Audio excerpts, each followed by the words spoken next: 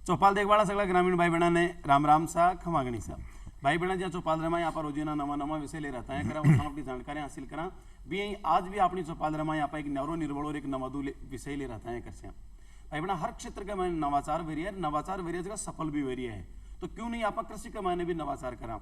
और 21वीं सदी के मायने अब आप भारत का देश, भारत का हाँ राजस्थान का निवासी यहाँ की प्रकार भी लोगों से पीछे नहीं रही। संरक्षित कृषि एक नई कृषि की पद्धति है जिसके मायने आप कम लागत में अधिक आमदनी प्राप्त कर सका, पर्यावरण को संरक्षण कर सका।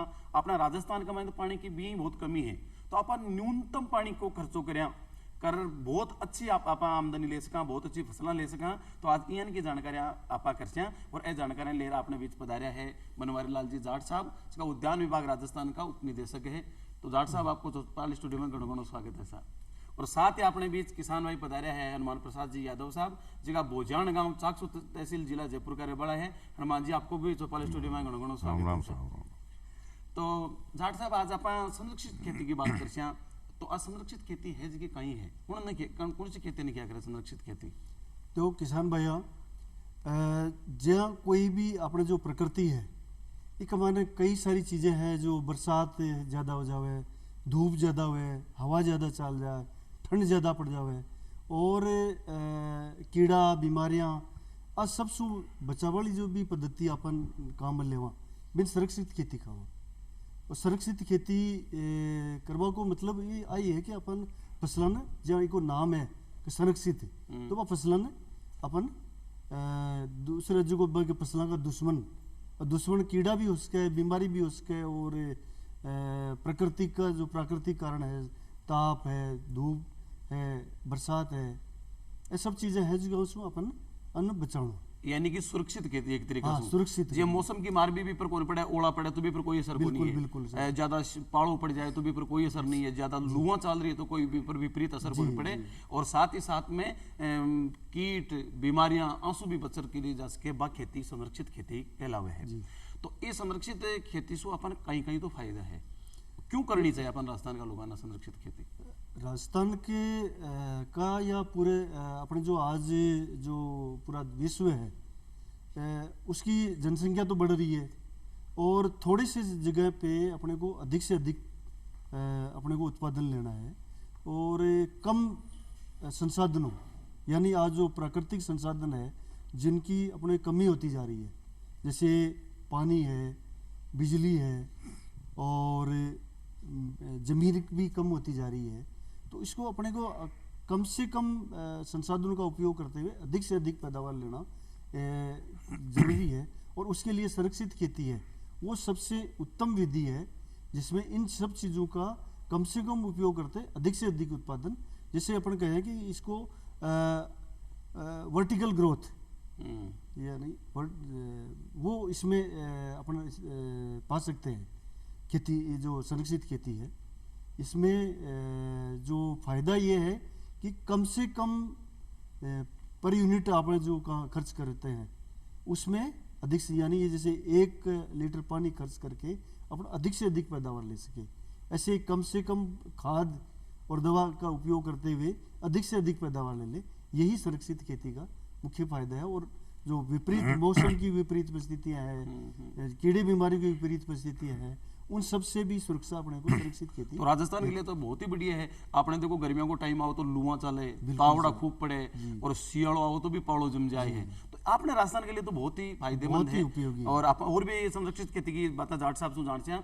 यादव साहब एक किसान है, तो यादव साहब आप बताओ आप संरक्षित खेती कर रही हो या परंपरागत खेती कर रही हो। परंपरागत खेती कर रही है मैं तो हमारी फसल में बाजरो छे, ज्वार छे, मूंग छे, उड़द छे, तो ये चीजें जो परंपरागत यही कर रहे हैं। परंपरागत मतलब खेती के साथ साथ पशुपालन भी कर रहे हैं। पशुपालन भी कर रहे हैं। अच्छा पशुपालन भी कर रहे हैं। जी बताइए कि मैं परंपरागत खेती कर रहा जी, में मोठ है, मूंग है, बाजरो है, उड़द है, तो आज की आप बताइए संरक्षित खेती एक में कौन कौन सी फसलें ज्यादा कारगर है, कौन कौन सी लेनी चाहिए। देखो संरक्षित खेती में जो ज्यादा कैश क्रॉप जिसमें किसान को नगद पैसा ज्यादा मिले और तो उसमें बाहर की जो विदेशी सब्जियां भी होती है, विदेशी फूल भी होते हैं जो आजकल काफी इनकी मांग ज्यादा है, उपज कम है जो बाहर होती नहीं है या होती है तो कम होगी। तो उन फसलों का अपन इसमें संरक्षित खेती में कर सकते हैं। जी उदाहरण के रूप में, उदाहरण के रूप में जैसे कुकुम्बर है, जो आपने राजस्थान में इंडिया में पूरे देश में अगर कहें तो सबसे ज्यादा आज कुकुम्बर अपने राजस्थान में हो रहा है। काकड़ी, ककड़ी जो खीरा ककड़ी बोलते हैं, खीरा काकड़ी भी बोलते हैं अपने देसी भाषा में। खीरा इसमें खूब हो रहा है। टमाटर इसमें आसानी से उगा सकता है। एक रंगीन जो मिर्ची होती है, कलर्ड कैप्सिकम जिसको बोलते हैं अपन, लाल पीली हरी बैंगनी कलर की, वो मिर्ची यहाँ अपने सफलतापूर्वक ली जा रही है और काफ़ी अच्छी हो रही है।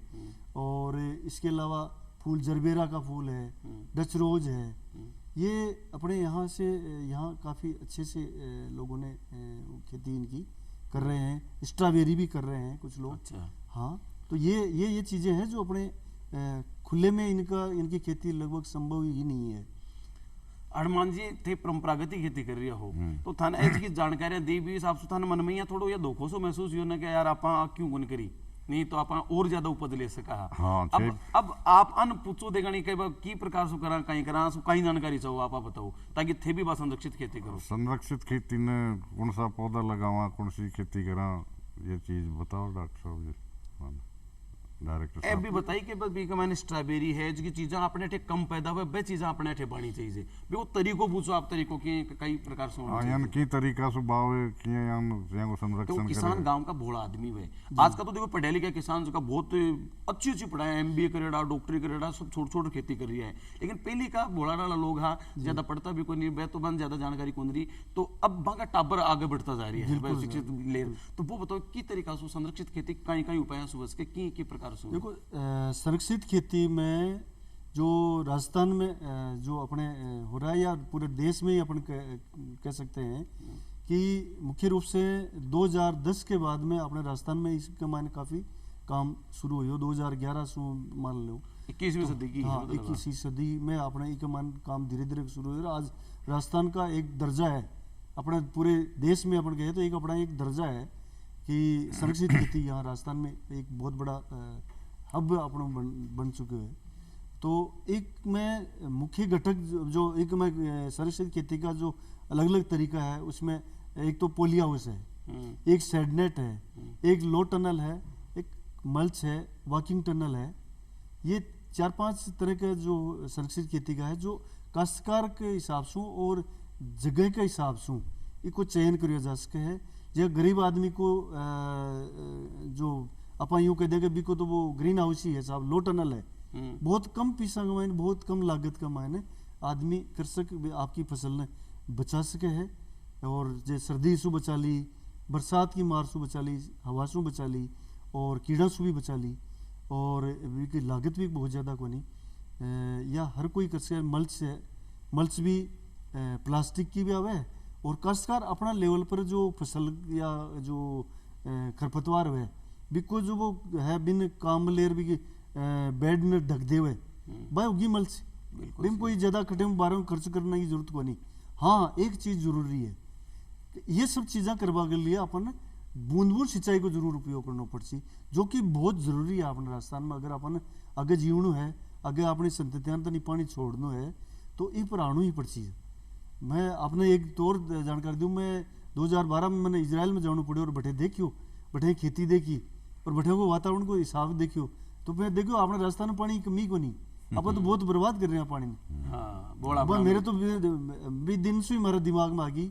और मैं सभी काश्तकारों में बताता हूँ, मैंने बड़ी खुशी है कि मैं तो सबसे पहले घरों की शुरुआत करेगी और आज घरों शुरुआत करी, पूरा परिवार में सब चीज़ फैल गई और एक छोटी सी ढाणी के माने एक बड़ो हब तैयार हो जी। हाँ बिल्कुल साहब, एक में बहुत कम जटे मारे बोरिंग को या कुआ को कोई सारा वो नहीं, सिर्फ जो फार्म पोंड बनाया और बेंगमान बरसात को पानी संचित करियो, सौर ऊर्जा लगा दी पानी निकालने वास्ते, और ड्रिप मल्च या लो टनल या सेडनेट या पोलिया उसको उपयोग करके बहुत अच्छी खेती कर रहा है। और जो भाई लोग बेरोजगार, फिर आज मेरा गांव में एक भी आदमी तन बेरोजगार को नहीं मिले, सही बात, कोई रोजगार किसी को चाहिए तो वहाँ खूब काम करने के लिए।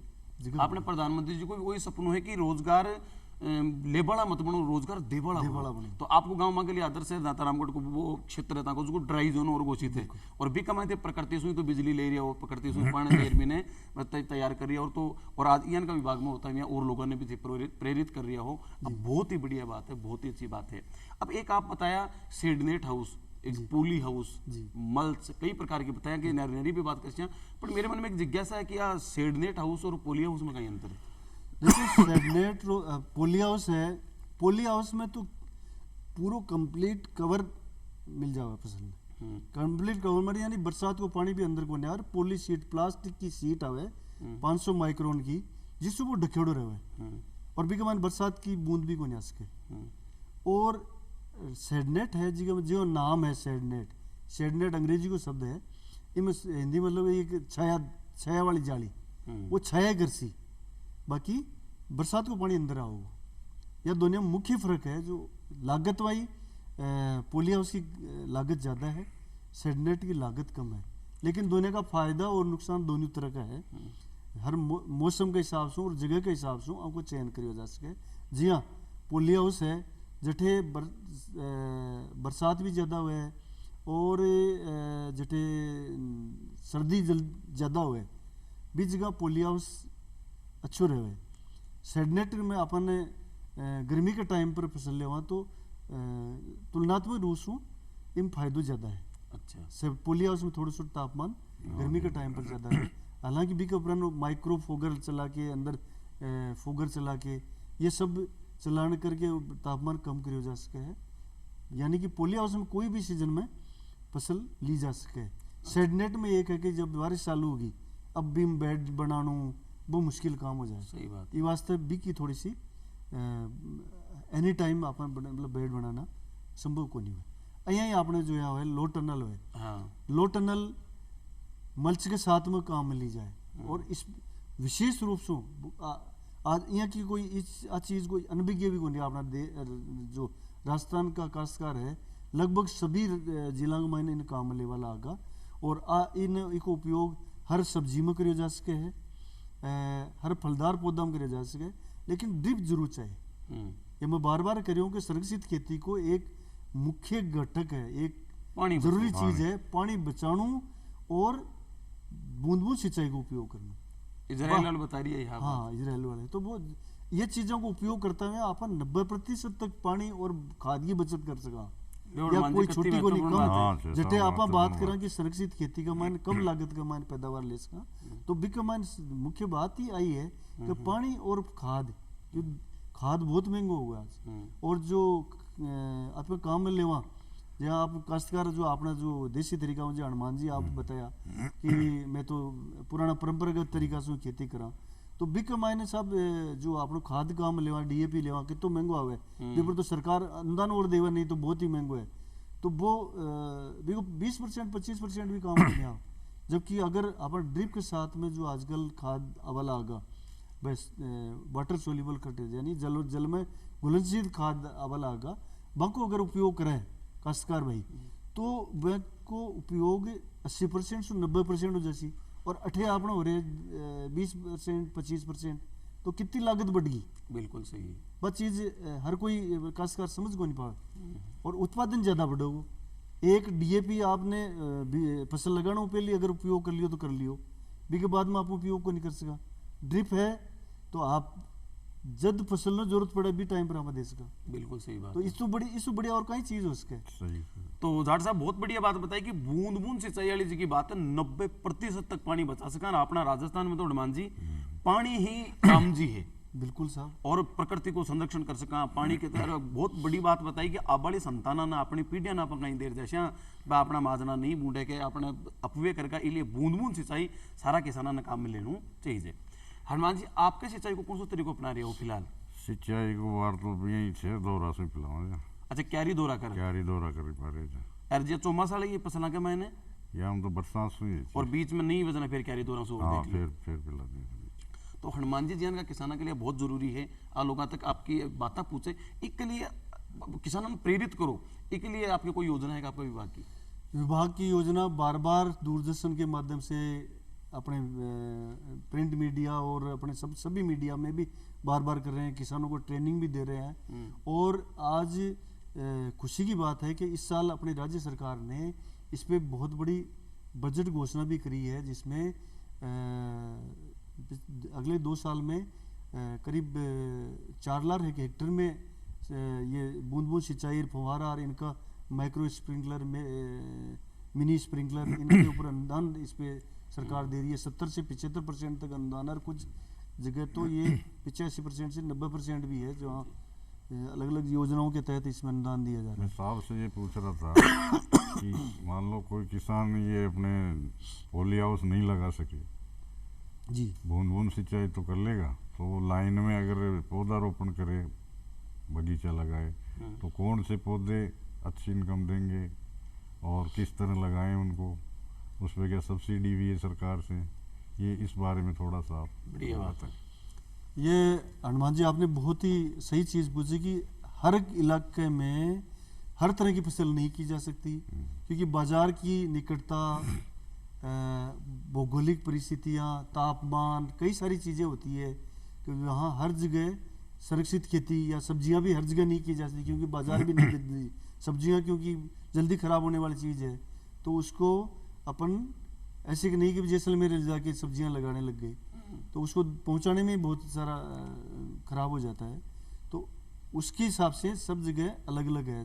आज हर ज़िले में हर भौगोलिक परिस्थिति के हिसाब से अलग अलग जगह अलग अलग तरह के फलदार पौधे वो भी लगाए जा सकते हैं। उनमें भी बूंद बूंद सिंचाई और संरक्षित खेती, आप मजे की बात यह है कि संरक्षित खेती का हर जगह स्कोप है।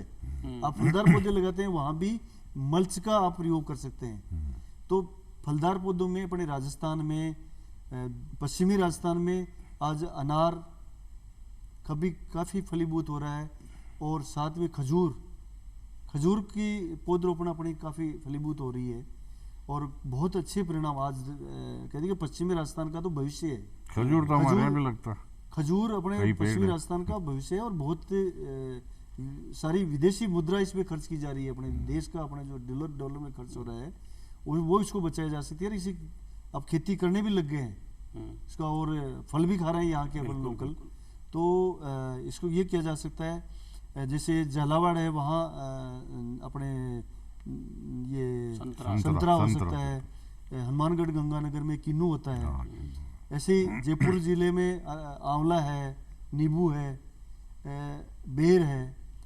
इनकी फसलें आराम से सफलतापूर्वक की जा सकती है। आप जिस क्षेत्र से आते हैं वहाँ थोड़ी सी सर्दी कम होती है और गर्मी वाली हवाएं भी थोड़ी कम रहती है, वहाँ पे अपन पपीता भी लगा सकते हैं, क्योंकि पपीता सर्दी से भी जल्दी मरती है, तो गर्म हवा को भी नहीं सहन कर सकती है।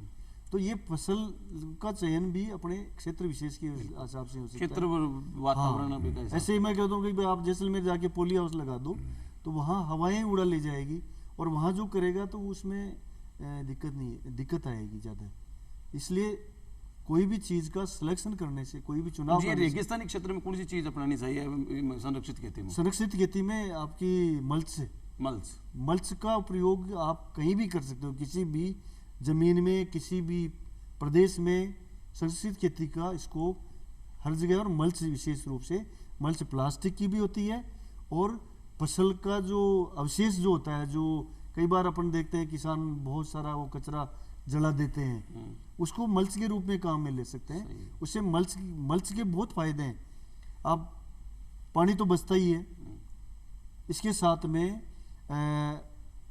क्योंकि पानी को जब वातावरण में हवा के साथ वाष्पीकरण होता है, उसको रोकता है, कचरा नहीं उगेगा। और उसमें जो सब्जी वाले की इनकी जो सफ़ेद जड़ें होती है, आप कभी भी देख लेना, नीचे ज़मीन में जब फसल लगी होती है तो जाड़ा होता है सफ़ेद, वो जाड़ा ही है जो ज़मीन से पानी और पोषक तत्वों का अवशोषण करता है। बढ़िया बात। और वो जाड़ा ऊपर तक आ जाता है, जब ये जड़ें होती है उसको अंधेरा मिलता है तो उसको जाड़ा ऊपर तक आ जाता है। ध्यान ये रहे, जैसे आजकल प्लास्टिक मल्च का बहुत उपयोग हो रहा है, तो प्लास्टिक मल्च में भी जो अच्छी क्वालिटी की होती है वही काम में ले। यानी अच्छी क्वालिटी का किसान भाई कैसे देखे, सूरज के सामने अपने उस प्लास्टिक मल्च को अपन लेकर के उसके सामने देखेंगे, एकदम अंधेरा दिखे, सूरज बिल्कुल लेस मात्र भी नहीं दिखे, वो प्लास्टिक सबसे, वो मल्च सबसे अच्छी है। हाँ। एकदम अंधेरा दिखना चाहिए, अगर थोड़ी बहुत भी अपने को रोशनी उसमें से दिखाई देती है। तो जाट साहब बहुत बढ़िया बात बताई कि जो रेगिस्तानी क्षेत्र है, भी के मायने फार्म पॉन्ड बनाओ, भी के मायने पानी ने सुरक्षित रखो, और फिर प्लास्टिक मल्च या मल्च कर और भी के बाद में बूंद बूंद सिंचाई से करो, तो आप रेगिस्तान के मायने भी साधुल कर सका, बटी भी सरसब्ज इलाको बना सका। डॉक्टर साहब बड़ी बात आ है कि किसान का नबार आता रुपया को नहीं, तो मुझे पोली हाउस सेडनेट हाउस ए लगाओ, तो भी के लिए ऋण की अनुदान की आकाई व्यवस्था। जी सर, ये बात बिल्कुल सही बात है कि काश्तकार की माली हालत अच्छी को नहीं, तो ये वास्ते सरकार ये चीज़ ने ध्यान रखता हुआ यहाँ जो सेडनेट है, पोली हाउस है, लो टनल है, मल्च है, इनमें सेडनेट और पोली हाउस में तो छोटा काश्तकार और अनुसूचित जाति और जनजाति काश्तकारों ने 70% तक अनुदान दिया, सामान्य काश्तकार के लिए 50% तक अनुदान दिए है। और ऐसे ही जो लो टनर और मल्च है, इसमें लघु और सीमांत काश्तकारों को और SC ST को 75% तक अनुदान है, और सामान्य काश्तकारों को 50% तक है। ये भी सब 4000 यानी 1 एकड़ तक इनका अनुदान दे है। मल्च में 2 हेक्टेयर तक ले सकता है। अच्छा। एक काश्तकार जी। ये अनुदान दे रही है। नहीं, अब लघु सीमांत किसान ए बताए हम कितनी जमीन वगन होनी चाहिए, और जमीन के बाद वो कौन कौन सा कागज ले और कौन सा विभाग से संपर्क करे? कोई भी काश्तकार ने जो आपने अनुदान लेवा के लिए लघु काश्तकार को प्रमाण पत्र सक्षम राजस्व विभाग में बनाया जावे। कत्ती बिगत नहीं है कुछ इसमें 2 हेक्टेयर तक का है। एक काश्तकार के 2 हेक्टेयर तक जमीन है, वो लघु या सीमांत कृषि की श्रेणी में आवे, और बाकी इस ऊपर वाला है जो सामान्य कृषि की श्रेणी में आवे। तो एक के लिए जो अभी एक तो राज किसान साथी पोर्टल बना दियो राजस्थान सरकार कृषि विभाग की तरफ से, राज किसान पोर्टल कोई भी योजना के लिए उसमें अप्लाई करने के लिए काश्तकार अपने मोबाइल से भी कर सके, और मोबाइल से अगर नहीं कर रहे तो ई मित्रा पर जाके वहाँ अपनी फाइल लगा सके।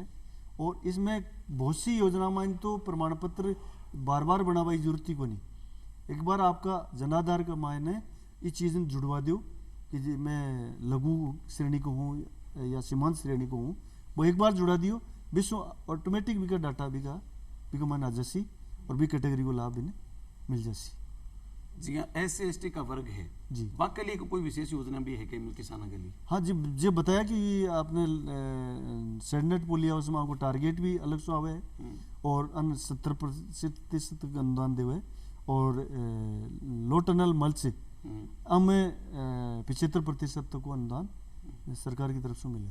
अपन मान जी का किसानों के देखो दिक्कत आ जाए कि परंपरागत खेती की रेड़ा है, और अब आज की बातों सुन के मन में वो चाव जगा दियो कि मैं भी संरक्षित खेती करसूं, तो असंरक्षित खेती करे भी पहले प्रशिक्षण भी मिलना चाहिए, तो प्रशिक्षण की कई व्यवस्था है की प्रकार की बाबू आप? बिल्कुल साहब, कोई भी चीज है भी की पूरी बारीकी, क्योंकि व्यापारी भी कोई भी व्यापार करे विश्व पहले भी की बारीकी समझे है, तो बारीकी समझ के ही भी कमांड डालू, नहीं तो खराब नुकसान तो देखे ही ना आपको। हाँ, तो इनमें जरूर जटे आसपास में यहाँ की भी स्थिति अब को नहीं रही कि जब पोली हाउस सेडनेट राजस्थान का हर जिला में आज मिल जासी, तो पहले देख लेनू बा काश्तकारों से मिलनू, और विभाग की तरफ से भी इन बार बार प्रशिक्षण भी दिया जाए है, और कृषि विभाग या उद्यान विभाग का कर्मचारी अधिकारी से संपर्क कर, या कृषि वैज्ञानिक कोई भी है विश्व संपर्क कर, एक बार हम पहले पूरी जानकारी जुटाओ, और 4 जगह से जानकारी जुटा के पूरी तरह से संतुष्ट, स्पेशली जटे इन लागत ज़्यादा है भी कमान तो घुसवास पहले अपन सोचना चाहिए पूरी तरह से, भी जब तक तहकीकात सेडनेट पोली हाउस लगाने से, क्योंकि इसमें लागत बहुत ज़्यादा है, लागत बहुत ज़्यादा, तो पहले आपको सोच समझ करके अच्छी तरह से उस चीज़ को समझ के अपन कर सकते हैं, नहीं कर सकते अपन कह देंगे ला करके कर्सा डाल देंगे, इस बटाई वाला छोड़ देंगे, तब तो इस चीज़ पे जाना ही नहीं चाहिए।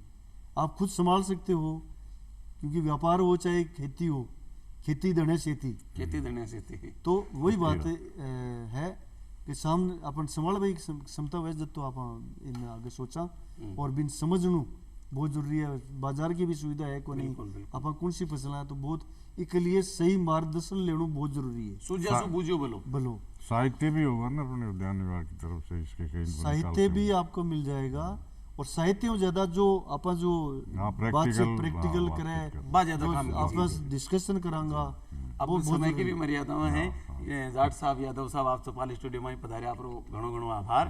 और भाई बहन, आज का कार्यक्रम से अपन काफी सीख मिली है। राजस्थान जन का राज्य के मायने आपा 90% पानी बचा सका, जो वर्तमान खेती कमाए आप काम ले रही हैं, वो काम नहीं ले रहे, अपव्यय कर रही है पानी को। तो पानी बचावा के लिए संरक्षित खेती, ज्यादा मुनाफो लेवा के लिए संरक्षित खेती अपन करनी चाहिए। और भाई बहन, फिर मिलते हैं नए विषय के साथ। जब तक आपसे गणा सू, राम राम साहब।